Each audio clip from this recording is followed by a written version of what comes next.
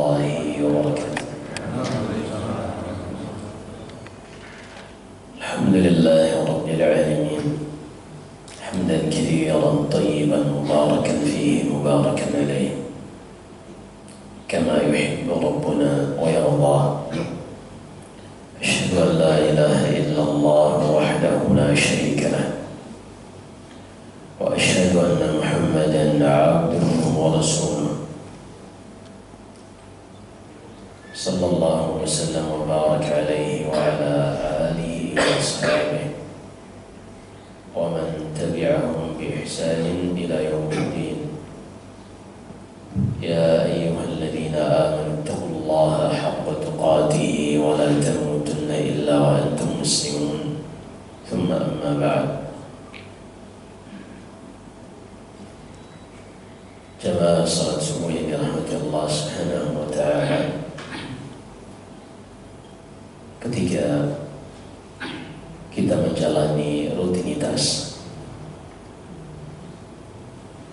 kita merasakan di dalam kehidupan ini, di saat kita menginginkan sesuatu, kita berusaha mengejarnya, menjalani prosesnya, melewati sebab-sebabnya, hingga akhirnya kita bisa mendapatkan apa yang kita inginkan. Namun di kesempatan yang lain, terkadang seluruh proses dan sebab kita sudah jalani, namun hasilnya apa yang kita inginkan tidak bisa kita dapatkan.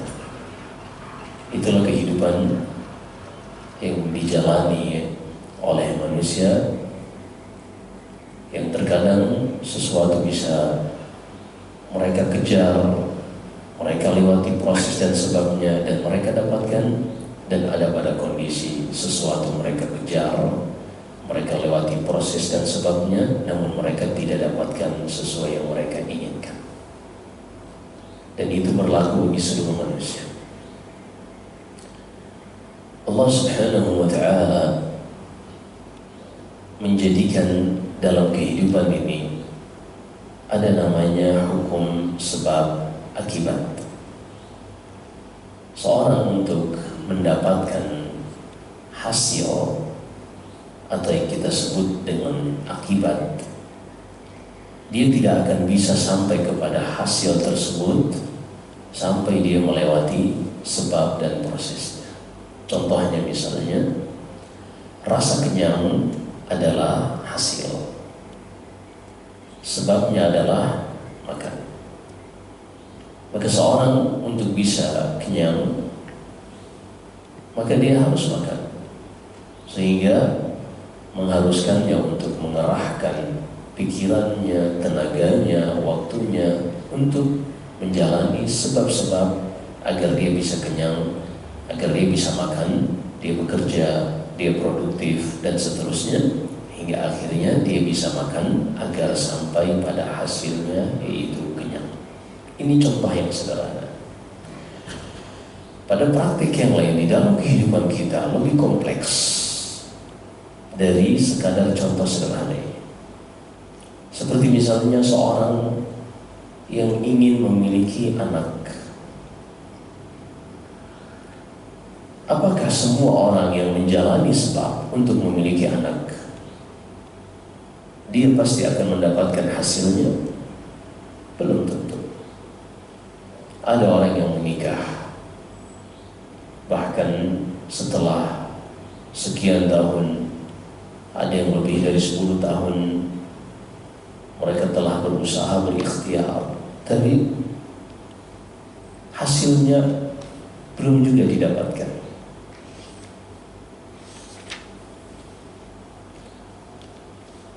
Dan inilah di dalam kehidupan manusia, ketika menghadapi hal yang seperti ini, mereka terbagi dua. Ada orang-orang yang menyandarkan segala sesuatunya kepada sebab. Ada orang-orang yang menyandarkan segala sesuatunya kepada sebab. Namun ada orang-orang yang mereka ini diberi taufik oleh Allah Subhanahu wa ta'ala, mereka menyandarkan segala sesuatunya kepada musabbib yang menciptakan sebab. Jadi ada sebab, tapi ada yang menciptakan sebab, yang menciptakan hukum bahwasanya seorang untuk bisa kenyang harus makan. Itu kan namanya hukum. Di dalam kehidupan ini kita rasakan kenapa tubuh kita tertarik ke bawah. Misalnya kita bisa menginjak bumi. Ini karena ada hukum di situ. Namanya hukum gravitasi. 9,8 meter per second kuadrat. Itu aturan hukum. Begitu juga makan membuat orang kenyang. Protein, nutrisi yang kita masukkan ke dalam tubuh akan membangun sel-sel di dalam tubuh. Ini namanya hukum. Ketahuilah, hukum tidak terjadi begitu saja. Tapi hukum ini ada yang mengaturnya. Sebagaimana yang kita saksikan ketika ada traffic light, lampu merah. Itu hukum. Ketika merah menyala, maka kita berhenti. Ketika hijau, baru kita jalan. Ini hukum. Maka tidak mungkin seorang tiba-tiba mengatakan bahwasanya lampu merah itu tiba-tiba ada, dan keteraturan hukum tadi, kalau merah seorang berhenti, kalau hijau jalan. Adanya hukum ini menunjukkan adanya yang membuat hukum. Maka adanya hukum sebab akibat. Kalau seorang makan bisa kenyang. Kenapa ketika seorang makan dia tidak jadi terbang misalnya? Kenapa hukumnya tidak seperti itu? Karena memang yang menciptakan alam semesta menjadikan hukum makan untuk kenyang. Baik, kita kembali. Manusia di dalam menghadapi berinteraksi dengan sebab dan hasil, di antara mereka ada yang menyandarkan segala urusannya hanya kepada sebab. Adapun orang-orang yang beriman, mereka menyandarkan segala sesuatunya kepada yang menciptakan hukum sebab akibat. Nah, penyandaran ini di dalam bahasa Arab disebut tawakal. Penyandaran urusan kepada sesuatu, penyerahan kepada objek tersebut dikatakan sebagai tawakal. Ternyata tawakal ini ketika diserahkan kepada selain Allah, maka orang tersebut terjatuh kepada kesyirikan. Kenapa? Karena dia menyandarkan urusannya kepada yang bukan menetapkan hukum, tapi kepada sebab. Sementara sebab, walaupun dijalani seseorang, bisa sampai kepada hasil dan bisa tidak sampai kepada hasil. Contohnya tadi, tidak semua orang yang menikah lalu dia pasti punya anak. Padahal kita tahu seorang tidak mungkin bisa punya anak sampai dia melewati sebab pernikahan. Tapi tidak semua yang menikah pasti punya anak. Nah, ini hukum sebab akibat ini ternyata di dalam kehidupan banyak dari orang-orang musyrikin yang Allah ceritakan di dalam Al-Quran, mereka menyandarkan segala sesuatunya kepada sebab. Padahal tadi, jadi prinsipnya dalam hukum fisika misalnya kita ambil. Karena kadang orang-orang menganggap kalau kita tuh belajar Al-Quran, kita tidak belajar fisika. Padahal prinsip utama dari fisika itu mereka tidak bisa dapati. Begitu juga dalam ilmu biologi molekular. Mereka tidak dapati jawabannya kecuali dari wahyu. Contohnya misalnya, ini kita ambil yang paling ekstrim ya. Contohnya, orang-orang yang berkeyakinan dengan abiogenesis. Ini nggak apa-apa, biar subuh-subuh nggak ngantuk, jadi kita kasih ya karena rada susah ya. Kalau cerita-cerita yang enak, adem, tidur biasanya. Apa itu abiogenesis? Abiogenesis, keyakinan evolusi, bahwasanya makhluk hidup berasal dari makhluk tidak hidup. Makhluk hidup berasal dari makhluk tidak hidup, yang disebut dengan evolusi.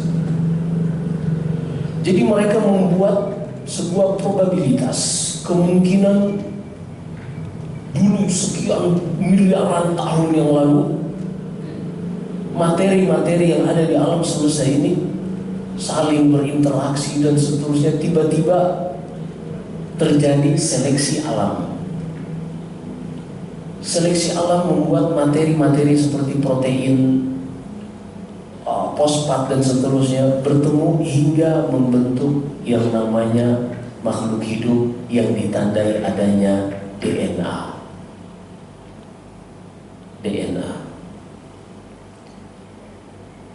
Pertanyaan fundamental sebelum mereka mengatakan terjadi seleksi alam. Perhatikan, seleksi alam sendiri adalah hukum. Kenapa materi-materi tersebut mengalami seleksi alam? Kenapa materi-materi tersebut tidak langsung hancur, berantakan? Kenapa harus terjadi seleksi alam dan membentuk dari tadinya abiotik menjadi biotik, yang tadinya makhluk mati menjadi makhluk hidup? Hukum tentang seleksi alam itu siapa yang menetapkan? Kalau memang ada evolusi. Nah, jadi sains selalu berbicara tentang mekanisme, tapi mereka tidak pernah berbicara siapa yang membuat mekanisme itu.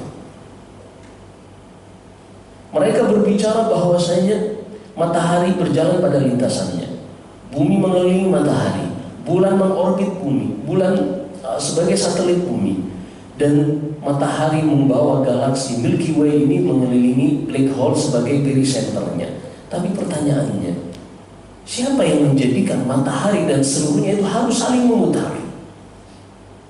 Tahu nggak jawabannya? Dalam ilmu kosmologi, waduh apalagi itu satu kosmologi. Dalam ilmu kosmologi, ini masuk ke fisika kuantum, mereka mengatakan benda-benda tadi berputar. Benda-benda tadi saling mengorbit atau melewati orbitnya masing-masing. Ini dikarenakan ada satu kekuatan yang tidak terlihat di atas sana, namanya dark energy. Energi yang tidak terlihat, gelap. Kenapa mereka katakan itu? Karena ternyata kalau tidak ada dark energy ini, harusnya benda-benda di langit itu saling bertabrakan. Harusnya saling bertabrakan.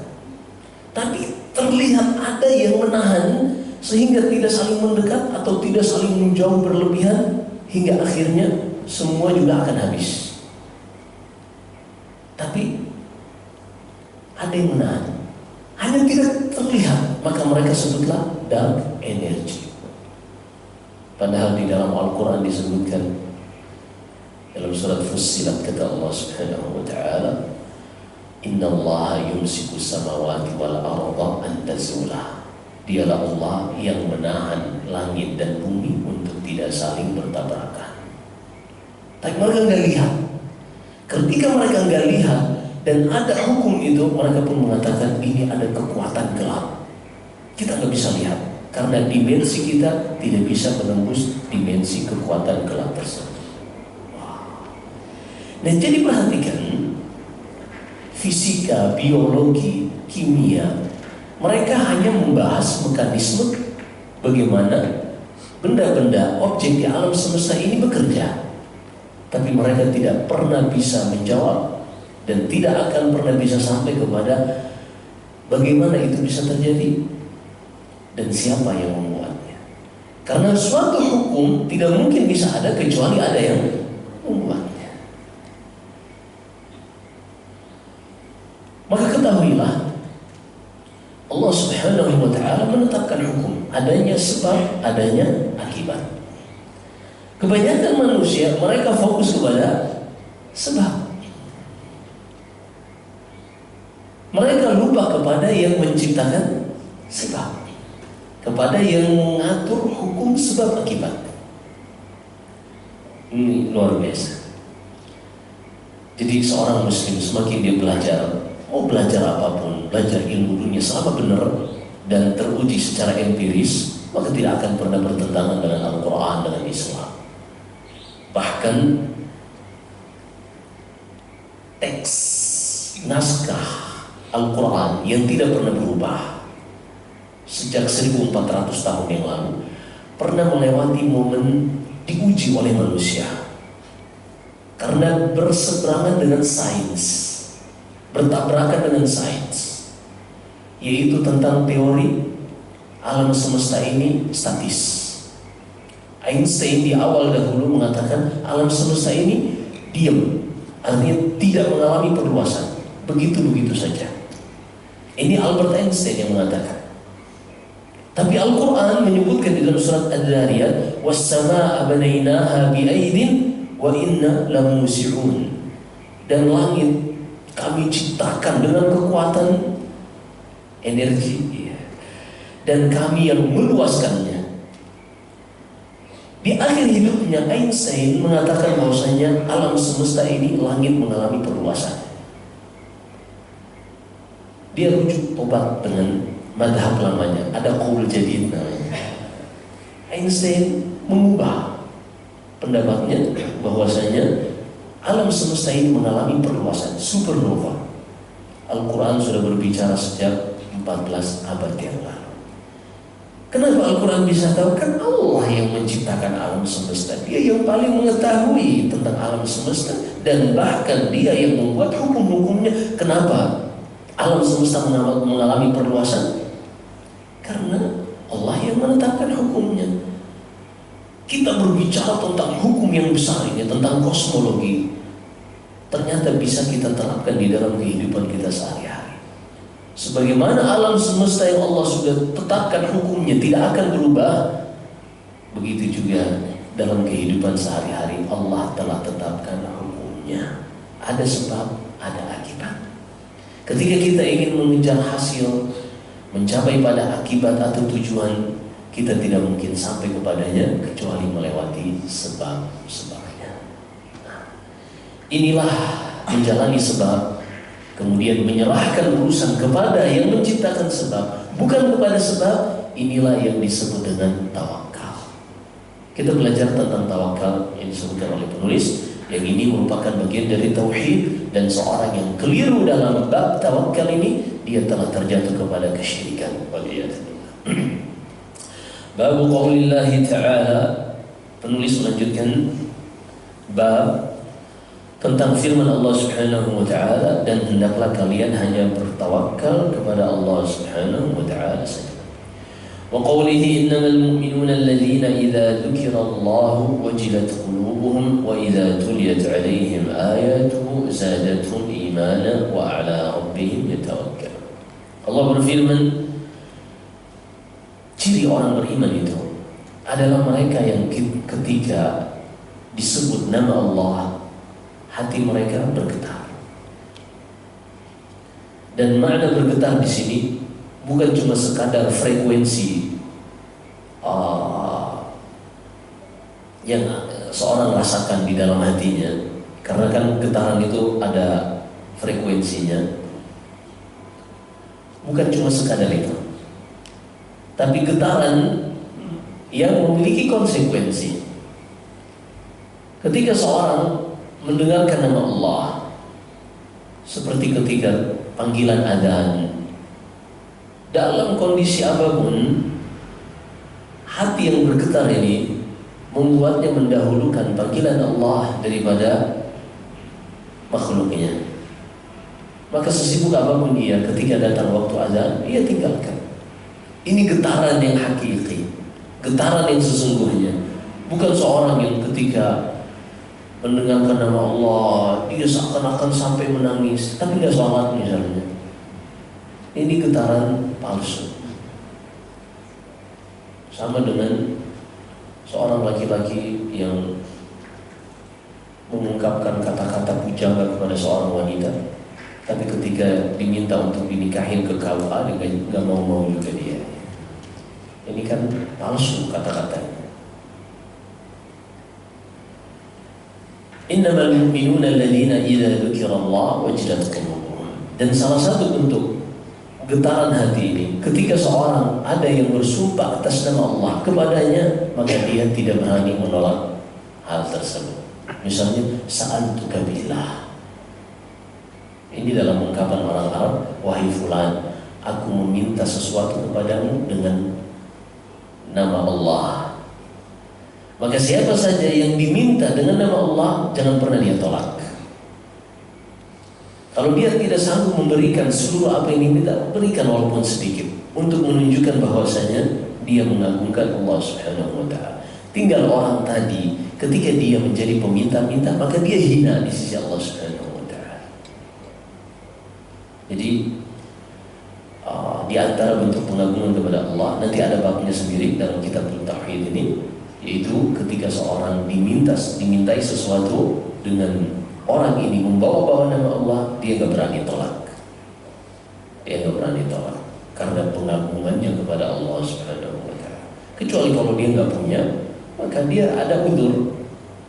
Tapi kalau dia berlebih, kemudian ada yang meminta, maka dia berikan. Kemudian kata Allah Subhanahu wa Ta'ala, wa idza tuliyat 'alaihim ayatuhu zadatuhum imana. Dan ketika dibacakan kepada mereka ayat-ayat Allah, bertambah keimanan mereka. Ini getaran keimanan yang sangat luar biasa di dalam hati. Ketika seorang mendengarkan ayat Al-Quran, hatinya tenang. Dan ini ujian ketika orang-orang yang suka menyekrol short video. Kan short video, ketika nyekrol ketemu ayat Al-Quran, diuji di situ tuh. Mau nyekrol, mau hanya skip aja, tapi ini ayat Al-Quran. Kalau memang hati ini bertambah keimanannya dengan mendengarkan Al-Quran, bergetar ketika disebutkan nama Allah, dia nggak akan berani nyekrol, dia nggak akan berani skip. Tapi realitanya, karena kita sering terpapar, hati kita pun seakan-akan sudah tidak menganggap lagi Al-Quran. Hati-hati, karena otak kita akan mengalami yang namanya normalisasi, tergantung seperti apa kita memulainya. Mungkin di awal kita berat untuk skip, tapi mulai kedua kali, ketiga kali, keempat kali jadi sesuatu yang normal kalau seorang men-skip ayat Al-Quran yang sedang dibacakan. Nah, ini hati-hati. Kuncinya gimana? Uninstall aplikasi media sosialnya, selesai urusan, ya kan? Tapi kan Ustaz, ya kalau sudah ada tapinya udah selesai ya. Atau nggak usah buka short video, nggak usah buka jenis-jenisnya, nggak paham. Maka seorang yang beriman ketika dibacakan kepadanya ayat-ayat Allah, bertambah keimanannya dan mereka hanya bertawakal kepada Allah Subhanahu wa Ta'ala. Poin terakhir dari ayat ini, wa 'ala rabbihim yatawakkalun, dan mereka menyerahkan segala urusan hanya kepada Allah Subhanahu wa Ta'ala. Apa makna tawakal? Tafwidul amr, penyerahan, penyandaran segala urusan kepada Allah, ma'al akhri bil asbab, yang disertai dengan menjalani sebab. Nah, di sini juga kita harus luruskan nih, karena ada sebagian orang menyangka tawakal itu dia hanya menyerahkan seluruh urusannya kepada Allah. Setelah itu dia gak mau ngapa-ngapain. Dan di sini seakan-akan ada sebagian orang bertameng, bersembunyi di balik kata-kata tawakal, padahal malas. Dia gak mau kerja, katanya alasannya tawakal. Nah, ini kita harus luruskan nih. Apalagi kalau mentalnya mental mokondo, iya. Istrinya yang sibuk, capek, padahal dia nggak ada udur, dia nggak ada sakit, dia nggak mau kerja. Dia cukup menjadikan istrinya sebagai tulang punggung yang bekerja keras. Dia di rumah nyantai aja. Berbeda kalau seorang yang dia kerjaannya itu nggak harus keluar, tapi dia punya properti, jualannya di rumah, atau mungkin dia jualan mobil, kerjaannya hanya lihat media sosial, mana harga murah beli, terus jual lagi, naikin dikit harganya, bisa saja. Tapi yang tercela adalah ketika seorang memiliki keyakinan bahwasanya rezeki itu tidak perlu dijemput, dengan membawakan firman Allah di dalam surat Hud misalnya, wa ma min dabatin fil ardi illa 'ala Allahi rizquha. Tidak ada satupun makhluk yang berjalan di muka bumi ini kecuali sudah dijamin rezekinya oleh Allah. Pas nih. Akhirnya dia dari pagi sampai malam kerjaannya main game terus. Ditanya, kok kamu gak kerja? Anda ini kurang beriman dengan ayat-ayat Allah. Allah itu sudah jamin rezeki setiap makhluk. Jangankan kita, cacing yang gak punya kaki sudah dijamin rezekinya. Yang kayak gini orang-orang yang merusak agama, yang mengambil sebagian ayat dan meninggalkan ayat yang lain. Orang seperti ini lupa bahwasanya Allah berfirman di dalam surat Al-Jumu'ah, فَإِذَا قُضِيَتِ الصَّلَاةُ فَانْتَشِرُوا فِي الْأَرْضِ وَابْتَغُوا مِنْ فَضْلِ اللَّهِ. Jika sholat Jumat telah selesai ditegakkan, jangan duduk-duduk di masjid. Keluar, bertebaran, jemput rezeki yang sudah Allah tetapkan untuk kalian. Perhatikan di sini, kita disuruh menjemput rezeki yang sudah ditetapkan. Ibaratnya rezeki yang sudah ditetapkan itu berada pada suatu tempat. Misalnya ada di Surabaya, sementara Anda tinggal di tanah kusir. Mau seperti apapun, hukum Allah harus ada perpindahan dari tanah kusir ke Surabaya untuk dia bisa mengakses hal tersebut. Dan hingga saat ini belum ditemukan yang namanya teleportasi. Apa itu teleportasi? Kemampuan berpindah dari satu tempat ke tempat lain dalam skala molekular, dalam skala subatomik, tanpa butuh objek perantara.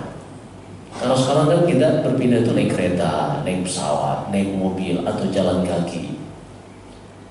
Tapi dalam skala subatomik, pada dimensi kelima atau subatomik ini bisa berpindah dari satu tempat ke tempat yang lain tanpa media. Ini disebutkan dalam sains. Sehingga mereka sekarang percaya kalau seandainya malaikat itu bisa naik turun langit hanya dalam satu hari, padahal jarak langit satu ke dua 500 tahun, dua ke tiga 500 tahun. Allah berfirman dalam surat Al-Ma'arij, ta'rujul malaikatu warruhu ilaihi fi yawmin kana miqdaruhu 50,000 sana. Malaikat naik dari bumi ke langit yang durasi waktunya kalau kalian hitung dikonversi ke jam, 24 jam kalian sehari adalah 50.000 tahun. Tapi karena mereka memiliki kecepatan yang sangat dahsyat di atas Mach, di atas kecepatan cahaya, maka berlaku hukum yang sudah dikemukakan Einstein. Apa itu? Hukum relativitas waktu. Maka malaikat ini bisa menembus itu hanya dalam satu hari. Mereka datang di waktu subuh menyaksikan kaum muslimin sholat. Nanti shift yang pertama ini akan pulang sholat asar, tak sore. Yang shiftnya sholat asar nanti pulangnya pas sholat subuh. Di dalam Sahih Bukhari, Sahih Muslim juga dalam Muwatta Imam Malik, yata'aqabuna fikum malaikatun bil-laili wan-nahar fayajtami'una fi salatil fajr wal 'asr. Ada dua shift malaikat yang mereka selalu menjaga kalian, mengawasi kalian. Mereka ini berjumpa di waktu sholat subuh dan sholat asar. Maka seorang untuk bisa mendapatkan rezeki yang ada di Surabaya, dia harus menggunakan energi yang membantunya mengalami perpindahan. Ini bahasa fisika banget ini. Artinya dia harus bergerak, pindah ke Surabaya untuk dia bisa mengambil rezekinya. Kalau hanya duduk-duduk di masjid An-Nur misalnya nih, ini bukan menyinggung, ini contoh. Kalau hanya duduk-duduk diam, gak akan sampai. Maka dia harus menjemput. Nah, menjemput ini adalah perintah Allah. Menjemput rezeki adalah perintah Allah. Tadi di dalam surat Al-Jumu'ah kita tambahkan juga di dalam surat Al-Mulk. Allah berfirman, "Huwallazi ja'ala lakumul arda dhalulan famshu fi manakibiha wa kulu min rizqihi wa ilaihi nusyur." Dialah Allah yang menjadikan bagi kalian bumi ini dhalul. Apa itu bumi yang dhalul? Bumi yang dhalul, dhalul itu hewan yang ditundukkan. Di dalam surat Yasin, kalau masih ada yang hafal, Allah berfirman, "Wa ayatul lahum anna hamalna dzurriyyatahum fil fulkil mashhun wa khalaqna lahum min mithli ma yarkabun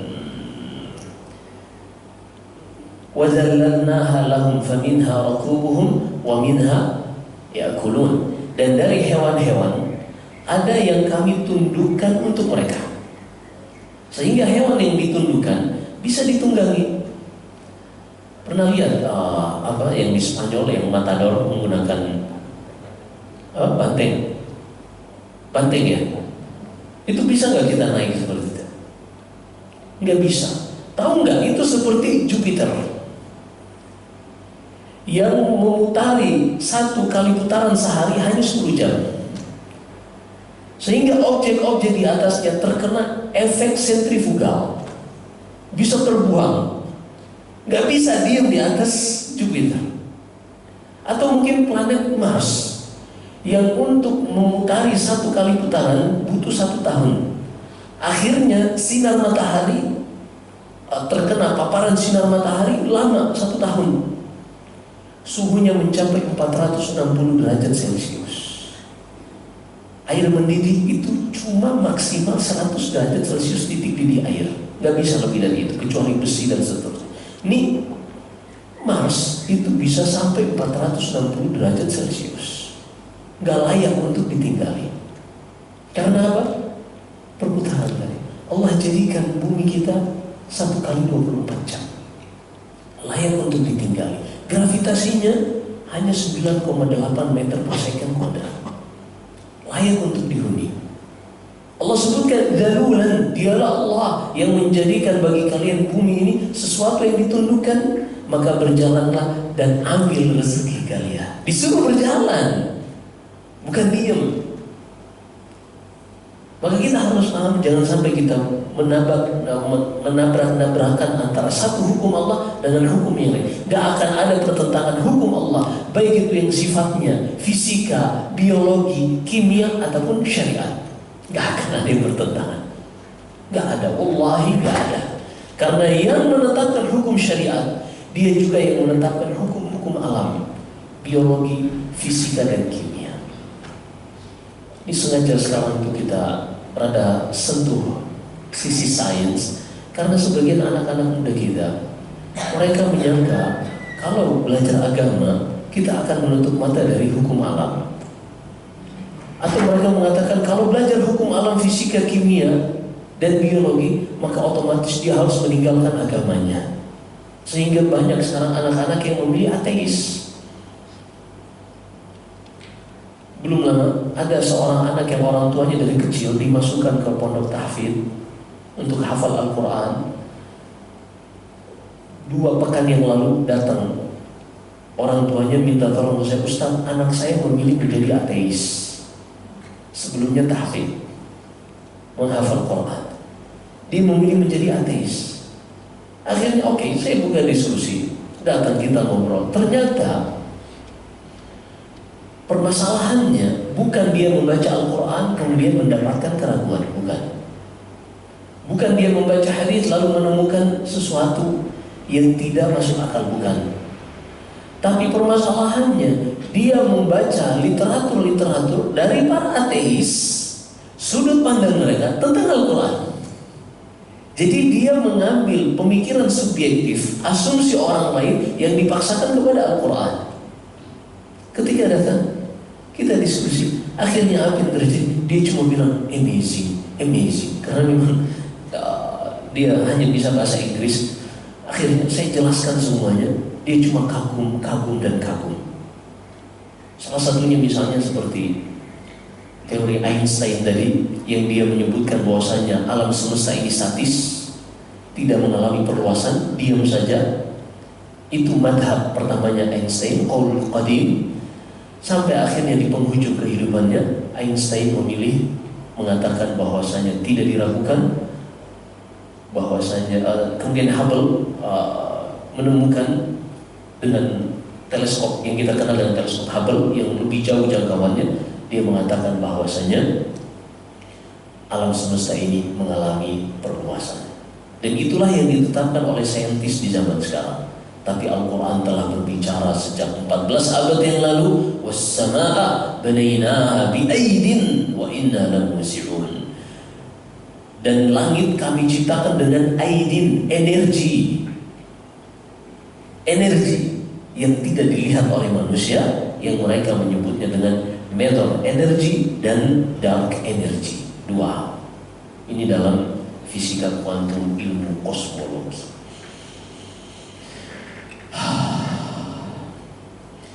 Maka kita kembali, tawakal itu ada dua hal yang harus dilakukan, yang para ulama menyebutnya sebagai syarat. Yang pertama, tempat bertawakal, menyandarkan urusan ini hanyalah Allah, karena Dia pencipta hukum. Nah, ini kan enak nih kalau kita udah belajar fisika, biologi, kita berbicara tentang hukum. Kenapa kita bertawakal kepada Allah? Karena kita langsung ke pusatnya. Memiliki anak, hasil.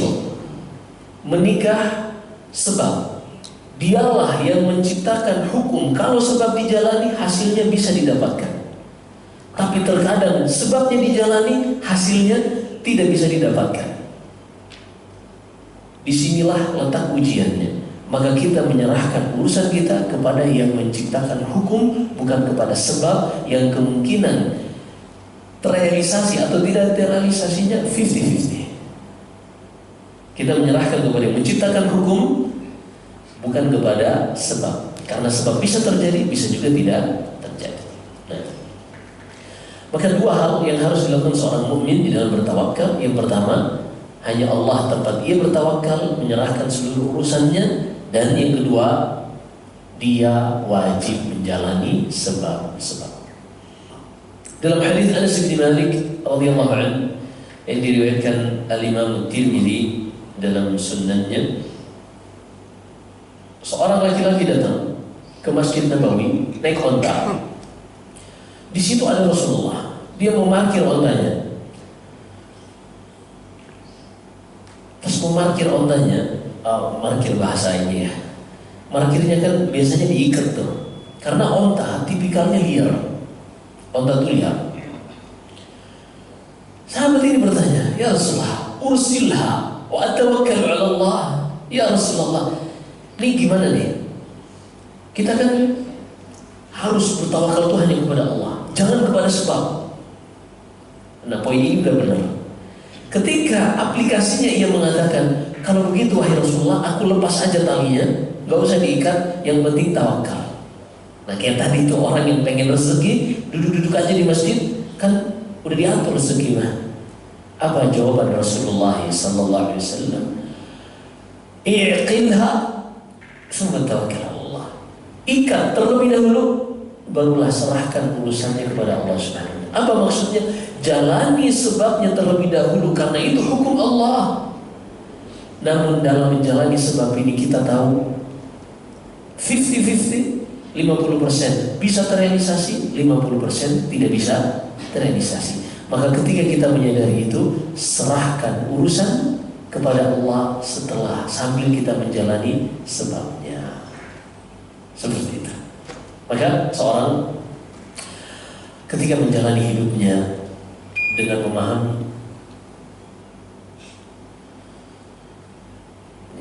dengan memahami hukum tawakal, maka akan menjadi hidup yang sangat indah. Dia tidak terlalu kecewa, karena ketika kita menjalani sebab dan kita menyandarkan kepada sebab, pasti kecewa. Dan biasanya orang kalau sudah bersandar kepada sebab secara all out, ini kalau dalam hitungan bisnis, ini fatal. Misalnya dia buka usaha, dia lihat potensial, ini sangat bagus usahanya, dia punya duit yang tersimpan tinggal 100 juta misalnya, usahanya butuh 100 juta. Karena orang ini optimistisnya terlalu berlebihan dan dia bertawakal kepada sebab, dia menyangka kalau sebabnya sudah dijalani maka pasti hasilnya didapatkan. Akhirnya dia langsung mengerahkan seluruh dananya ke sebab tersebut. Setelah mulai sebabnya, usahanya mulai dibangun, mulai jalan, ternyata Selat Hormuz ditutup. Force majeure, ya, sesuatu di luar jangkauan terjadi. Bisa nggak? Selalu di dalam bisnis, dalam klausul perjanjian ada force majeure. Sesuatu yang bisa terjadi di luar kemungkinan. Ini apa konsekuensinya kalau itu terjadi? Itu selalu ada. Kenapa? Ternyata tidak semua sebab itu pasti menghasilkan. Karena Allah yang menetapkan hukum, Allah meletakkan di situ poin untuk seorang beribadah kepada Allah Subhanahu wa Ta'ala. Jadi dalam setiap ibadah, dalam setiap hukum, Allah tuh menginginkan kepada kita untuk mengingat Allah. Dan mengingat Allah inilah tujuan utama dari ibadah. Fadhkuruni adzkurkum washkuruli wala takfurun. Jadi inti dari semua hukum-hukum di alam semesta ini untuk mengingat Allah. Untuk mengingat Allah. Kita melihat tentang ilmu biologi yang hebat misalnya. Allah berfirman, afala yanzuruna ilal ibil kaifa khuliqat. Lihat tuh kepada onta, gimana onta itu diciptakan. Bayangin onta itu nggak minum berhari-hari bisa hidup. Kok bisa? Dia punya penyimpanan air dan dia memiliki mode eco. Kalau di Toyota eco mode ya, penggunaan airnya itu diminimalisir. Jadi hipotalamus yang dimiliki oleh onta ini bisa melakukan efisiensi penggunaan, bukan efisiensi anggaran ya, bukan. Tapi benar-benar efisiensi dan optimalisasi, termasuk dia memiliki kemampuan untuk menangkap uap-uap air di udara melalui lidahnya dan dikumpulkan untuk tersimpan sebagai cadangan air juga. Ini luar biasa ontanya, luar biasa. Afala yanzuruna ilal ibli kaifa khuliqat wa ilas sama kaifa rufi'at. Dan langit, gimana langit itu ditinggikan. Waduh, kalau kita berbicara langit, ilmu kosmologi gak kelar-kelar. Karena para fisikawan sampai hari ini juga mereka belum kelar. Sampai NASA mengeluarkan statement terbaru, semua kosmologi alam semesta dan juga biologi molekular, termasuk DNA yang tersimpan di dalam nukleus, yang ada di dalam kromosom, dalam sel, kromosom yang ada di dalam nukleus, dalam sel. Semua pengetahuan sains ini baru mencapai 5% dari 100%. Itu NASA yang keluarkan. Yang para saintis, mereka mengatakan bahwasanya alam semesta ini katanya tidak memiliki pencipta, sehingga mereka memilih ateis. Mereka sendiri yang mengatakan pengetahuan kita baru sampai 5%. Kok bisa? Baru tahu 5%, dia mengambil kesimpulan untuk 100%. Kan ini dari sisi statistik, ini kebodohan. Baru 5%. Antum punya gadget, punya Google, punya AI, bisa searching. Subhanallah. Ini intinya Allahu Akbar. Banyak hukum-hukum atau yang disebut oleh fisikawan sekarang dengan dimensi. Yang kita tahu kan cuma 4 dimensi. 3 dimensi ruang, 1 dimensi waktu. Dimensi ruang panjang, lebar, tinggi. Dimensi waktu, dimensi waktu. Ini kita tahu. Tapi kata para fisikawan ada 11 dimensi kemungkinan. Ada dimensi kelima, yaitu lipatan waktu.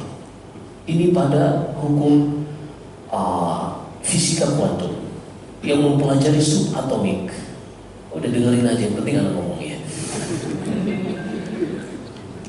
Tapi intinya kita pengen di sini bahwasanya agama kita tidak akan pernah bertentangan dengan hukum-hukum ini. Allah yang menentukan semua hukum-hukum yang Allah inginkan ketika kita mengetahui hukum-hukum tersebut untuk mengingat pencipta hukum. Ada hukum sebab akibat, kita hanya bertawakal kepada Allah dengan menjalani sebab-sebabnya. Ya, kita lanjutkan sedikit, kita habiskan sebelum tanya jawab. Wa qawlihi ya ayuhan nabiyyu hasbukallahu wa man ittaba'aka minal mu'minin. Wahai Nabi, cukuplah bagimu Allah dan sebab yang bisa engkau jalani adalah orang-orang yang bersamamu dari kalangan mukminin. Yaitu ketika perang, ini ayatnya di dalam surat Al-Anfal, redaksinya tentang perang. Wahai Nabi, jangan khawatir dengan Quraisy, orang-orang Arab, Romawi, Persia yang jumlah pasukannya banyak, jangan khawatir. Cukup bagimu Allah dan pengikut-pengikutmu dari kalangan orang-orang beriman. Itu sebab, karena di dalam hukum Allah, yang penting seorang menjalani sebabnya, walaupun mungkin secara kalkulasi matematik itu nggak cukup. Allah berikan contohnya Maryam alaihissalam. Maryam ketika hamil, wanita kalau lagi hamil, apalagi sudah menjelang HPL, itu kekuatannya udah lemes, nahan sakit, lemes, udah nggak mau makan juga. Kemudian biasanya detak jantungnya cepat, deg-degan, susah, hormon-hormonnya tuh berantakan pada kondisi seperti itu. Apa yang dilakukan Maryam? Karena ia tidak memiliki suami, tapi hamil, dan ia anak seorang Imran, ayahnya bernama Imran, laki-laki taat yang menghabiskan hidupnya beribadah di Baitul Maqdis. Dan ibunya Hanna bintu Faqud, istri Imran, ibu dari Maryam, wanita yang sangat bersih. Sementara Bani Israel itu orang-orang yang nakal, yang suka menuduh. Akhirnya Maryam memilih menjauh dari Bani Israel. Hingga akhirnya ketika hampir melahirkan, Allah perintahkan Maryam untuk mendatangi sebuah pohon korma dan menggoyang pohon korma tersebut agar buah-buahnya berjatuhan. Perhatikan, pohon korma digoyang, laki-laki saja nggak akan bisa menggoyang. Artinya hukum fisika, kalau kita berbicara tentang energi yang dikeluarkan oleh Maryam, itu tidak sanggup untuk menggetarkan batang pohon yang mungkin diameternya, kita tahu ada yang bisa sampai 30 cm, itu memiliki kekuatan sendiri. Itu nggak sanggup. Tapi apa yang terjadi? Maryam baru menyentuh pohon korma ini yang berjatuhan buah yang masih mengkal. Tusaqitu alaiki rutuban janiyan, kata Allah dalam surat Maryam. Padahal harusnya kalau digoyang, yang jatuh yang mengkal apa yang tua? Yang tua. Karena ketika buah semakin menua, mengeluarkan hormon untuk memisahkan dirinya dari tangkainya. Gak pernah paham ini? Di dalam alam semesta ini keindahan, kedetailan ciptaan Allah itu semakin membuat kita mengagungkan Allah Subhanahu wa Ta'ala. Ada hormon yang dikeluarkan untuk memisahkan diri dari tangkainya, sehingga digoyang dikit, yang tua-tua digoyang dikit, langsung jatuh ya. Tapi Maryam baru menyentuh dikit, yang berjatuhan yang mengkal. Karena memang secara penelitian yang paling bagus untuk wanita yang melahirkan rutop yang mengkal. Karena dari sisi fruktosanya, gula buahnya tidak seperti yang sudah tua. Berjatuhan. Apa kata? Fakuli washrabi. Makan dan minumlah wahai Maryam. Hanya disentuh. Kenapa? Allah juga walaupun ingin memberi rezeki Maryam, Allah juga tetap tidak ingin membatalkan hukumnya. Apa itu hukumnya? Ingin mendapatkan hasil harus melewati salah. Jadi hari-hari ini kita tuh diperintah menjalani sebab, tapi yang menentukan adalah Allah. Jangan bertawakal kepada sebab. Dengan kita paham ini, kita pun tidak terlalu ngotot terhadap sebab. Seperti tadi kita buka bisnis, kita sepertinya prospek, kita butuh modal 100 juta, duit kita cuma 100 juta. Ketika kita sadar ada potensi kegagalan, potensi ini dan seterusnya, kita pun lebih berhati-hati. Ini membantu kita. Karena kita tidak bertawakal kepada sebab, kita bertawakalnya kepada Allah. Ketika kita sadar bertawakalnya kepada Allah, hukum itu milik Allah. Bisa saja ini berhasil, bisa saja gagal. Berarti kita jangan all out di sini. Kita ada cadangan-cadangan seperti itu. Jadi bukan kita belajar tauhid itu hanya masalah teori, bukan. Justru inilah yang akan menyinari langkah seseorang di dalam berjalan dalam realita kehidupan. Dia nggak terlalu ngoyo, nggak terlalu ngotot. Dia menjalani sebab, iya, tapi dia sadar sebab itu bisa mengantarkan kita kepada hasil, atau sebab itu tidak mengantarkan kita kepada hasil. Tapi yang paling pasti Allah menuntut kita untuk beribadah, mengingatnya dalam setiap kegiatan yang kita jalani. Wahai Nabi, cukuplah bagimu Allah dan orang-orang yang mengikutimu dari kalangan orang beriman, dan siapa yang bertawakal kepada Allah, Allah yang akan mencukupinya. Nah, ucapan hasbunallah wa ni'mal wakil, hasbunallah wa ni'mal wakil, ini salah satu zikir yang menunjukkan tawakal. Ini pernah diucapkan oleh Nabi Ibrahim ketika dilemparkan ke api. Tidak gentar ia mengatakan hasbunallah wa ni'mal wakil, cukuplah bagi Allah penolong bagiku, dan dialah tempat terbaik aku menyandarkan urusanku, menyerahkan urusanku.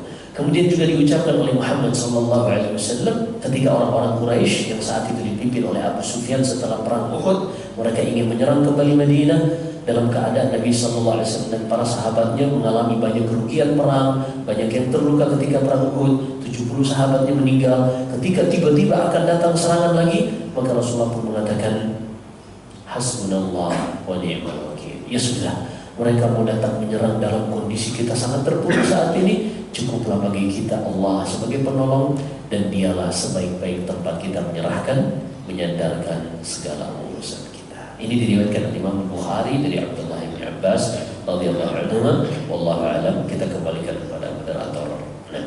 Baik, hadirin yang dirahmati Allah Subhanahu wa taala, demikianlah kita sudah mendengarkan tausiah atau kajian pada kesempatan pagi hari ini yang menjelaskan panjang lebar tentang sebab akibat.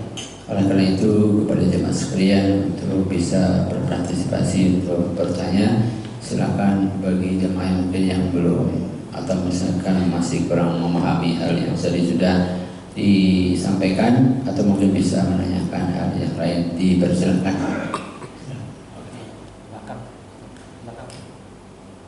Silakan.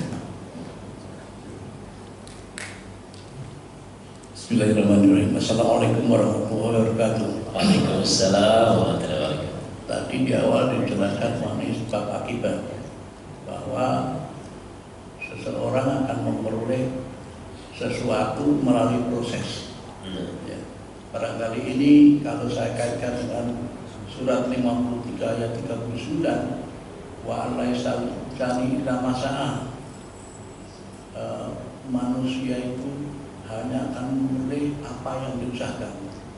Nah, kaitannya dengan ini itu badal haji, bahwa beberapa waktu yang lalu bahkan sampai sekarang mungkin ada badal haji.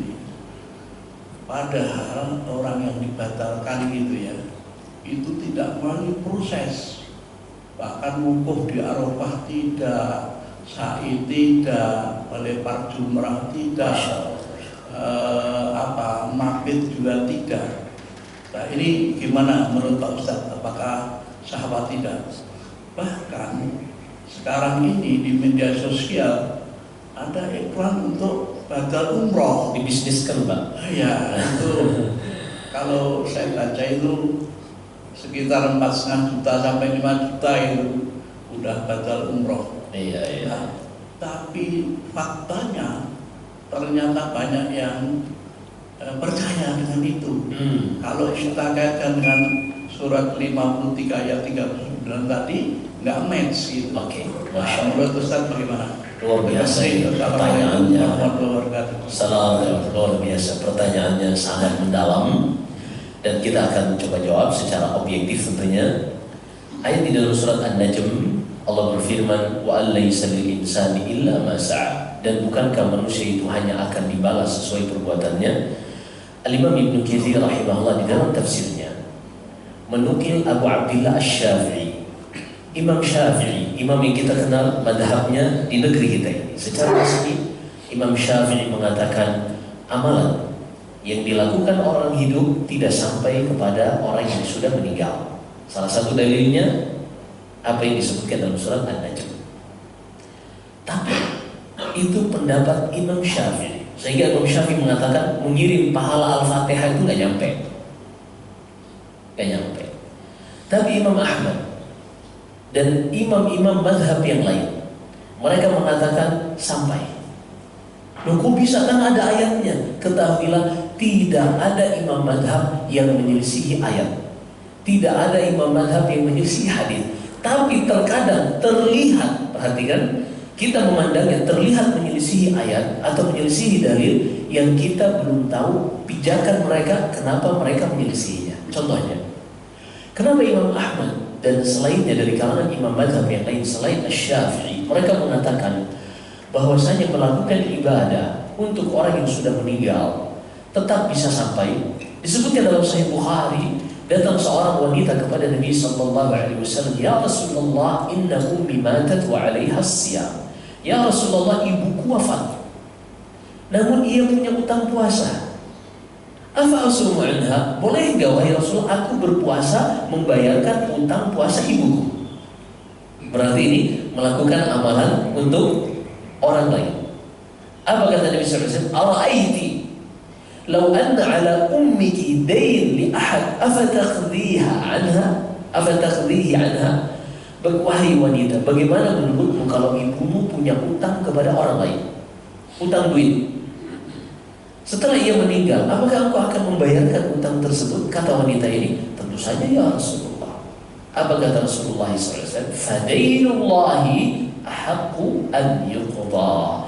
Utang kepada Allah lebih utama untuk ditunaikan.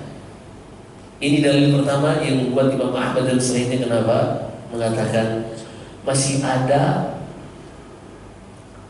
amalan-amalan yang dilakukan oleh seorang untuk diniatkan kepada orang yang sudah meninggal. Hadis yang kedua juga di dalam Sahih Bukhari, datang seorang laki-laki kepada Nabi sallallahu alaihi wasallam mengatakan, "Ya Rasulullah, inna ummi matat wa lam tusi, afa atasaddaqu anha?" Ya Rasulullah, ibuku wafat, tapi dia tidak meninggalkan wasiat agar aku bersedekah menggunakan hartanya. Boleh enggak aku berinisiatif untuk bersedekah atas nama ibuku yang sudah meninggal? Kata Nabi SAW, "Na'am, iya, boleh." Ternyata dalil-dalil inilah yang menjadikan para ulama selain Asy-Syafi'i, mereka mengatakan sah. Walaupun ada sebagian ulama yang membatasinya, mereka mengatakan iya sampai kepada yang meninggal, khusus pada yang disebutkan dalam hadis tadi, sedekah atau qada'us shaum, mengqada puasa, tidak diperluas seperti yang lain. Tapi itulah dalam ranah fikih, tentunya kita sadar ranah fikih itu luas. Kita tidak hanya karena tahu satu pendapat lalu kita membatasi diri dan melarang orang lain untuk meyakini yang lain. Tidak. Di dalam perkara fikih, Nabi SAW memberikan ranah tersebut. Sudah sering kita jelaskan di majelis kita ini, bahwasanya di dalam ranah yang kemungkinan ada perbedaan ijtihad, maka diizinkan untuk berbeda pendapat. Dan inilah yang terjadi di dalam realita umat Islam. Ada yang berpendapat badal haji dikiaskan, dianalogikan dengan dua hadis tadi, sehingga mereka memandang sah. Dan itu fatwa resmi Arab Saudi. Itu fatwa resmi Arab Saudi membolehkan badal haji. Lebih tepatnya fatwa resmi mazhab Hambali, dan Arab Saudi mengikuti mazhab Hambali. Demikian, wallahu a'lam. Walaupun seperti Syafi'i, mereka tetap memandang nggak sah. Hanya ini kan ranah fikih, kita tidak bisa memaksakan apa yang kita yakini terhadap orang lain. Oke, baik, pertanyaan berikutnya silakan. Bismillah. Assalamualaikum warahmatullahi wabarakatuh. Waalaikumsalam. Ustaz, di zaman canggih ini kan orang pinter-pinter saja. Emang Seperti di Amerika itu mereka membuat pesawat dengan NASA untuk mengirim orang-orangnya astronot ke bulan. Itu dalam Islam apa itu benar Ustaz? Sampai ke bulan menurut saya. nanya, apakah mungkin sampai ke bulan? Iya. Nanya dari sisi apa pendapat Anda? Kalau pendapat Anda nggak punya legal standing untuk berpendapat. Sisi Islam Ustaz. Oh, dari sisi Islam. Anda juga bukan mewakili Islam masalahnya. Anda tidak mempresentasikan Islam. Tapi kita jawab. Ada satu ayat Al-Quran yang mengindikasikan kemungkinan kemampuan manusia untuk menembus dimensi-dimensi itu jika memiliki sultan. Allah berfirman dalam surat Ar-Rahman, ya ma'syaral jinni wal insi in istata'tum an tanfudhu min aqtaris samawati wal ardi fanfudhu la tanfudhuna illa bisultan.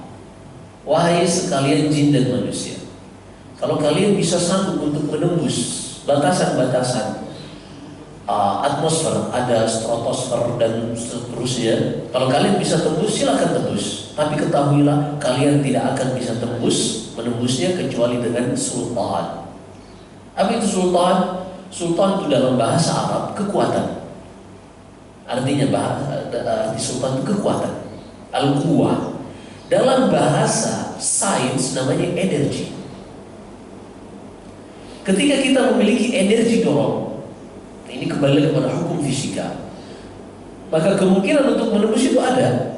Dan energi fisika diterjemahkan dalam bentuk pendorong roket dan seterusnya. Ini sangat mungkin. Sehingga di dalam Islam kita tidak membenarkan secara 100% kecuali ada data dan fakta di lapangan. Dan sebagaimana kita juga tidak bisa mendustakan 100% karena adanya kemungkinan yang Allah berikan ranah tersebut. Allah berikan ranah tersebut. Dan pada firman Allah tadi, was-samaa'a banainaha bi'aidin wa inna lamusi'un. Dan langit yang kami ciptakan dengan kekuatan dan kami terus memperluasnya. Di sini kan ada sedikit isyarat untuk kita mencari tahu apa itu perluasan itu.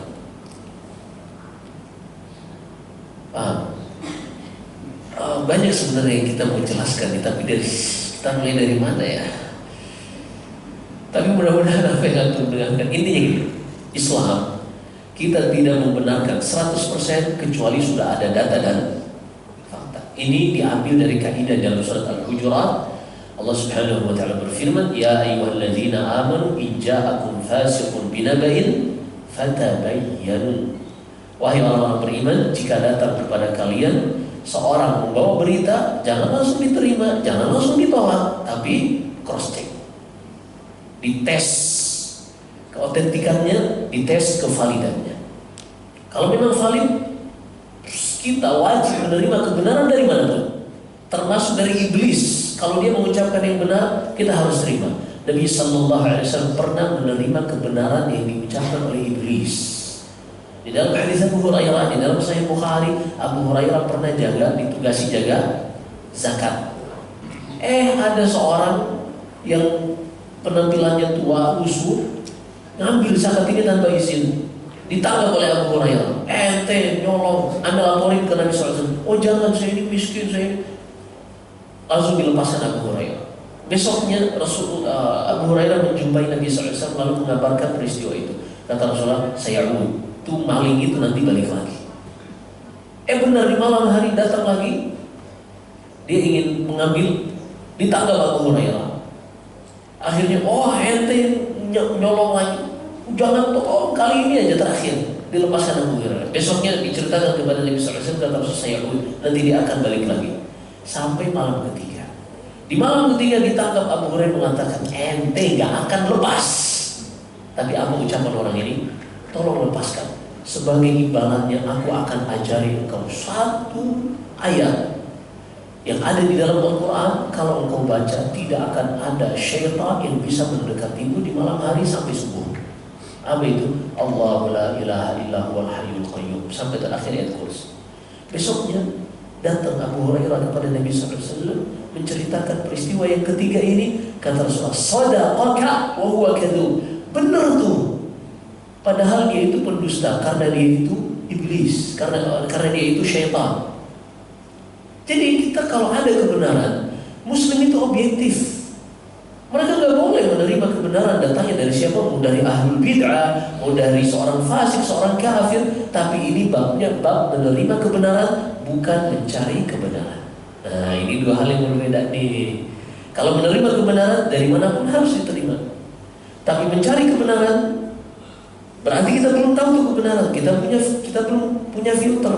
Maka kita hanya mencari kepada orang yang kita merasa aman. Akidah kita tidak akan terganggu, agama kita tidak akan rusak.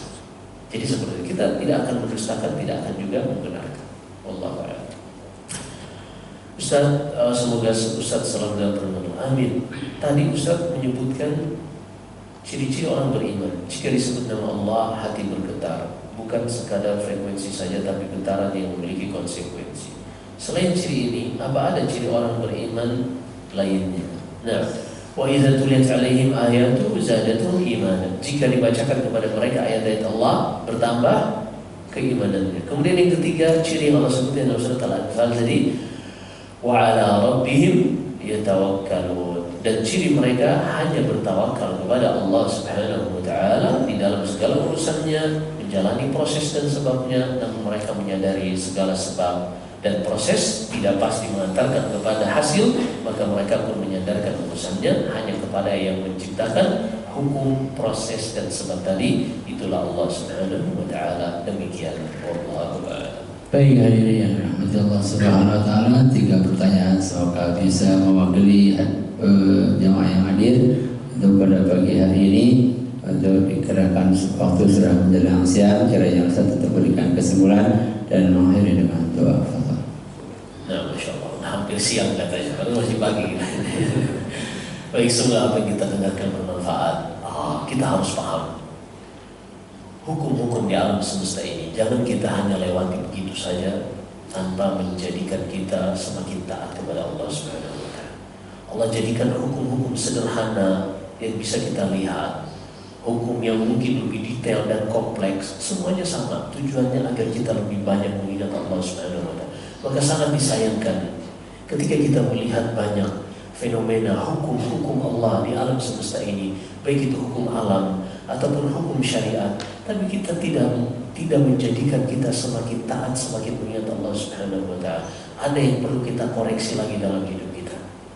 Ada yang perlu kita koreksi. Allah sebutkan dalam surat Yusuf, "Faka'ayyin min ayatin fis samawati wal ardi yamurruna 'alaiha wa hum 'anha mu'ridun." Sangat disayangkan manusia itu betapa banyak mereka melihat ayat-ayat, bukti-bukti kebesaran Allah di alam semesta ini, tapi mereka berlalu begitu saja dan mereka justru tidak mengambil pelajaran sama sekali. Sangat rugi. Maka jadilah manusia-manusia yang cerdas.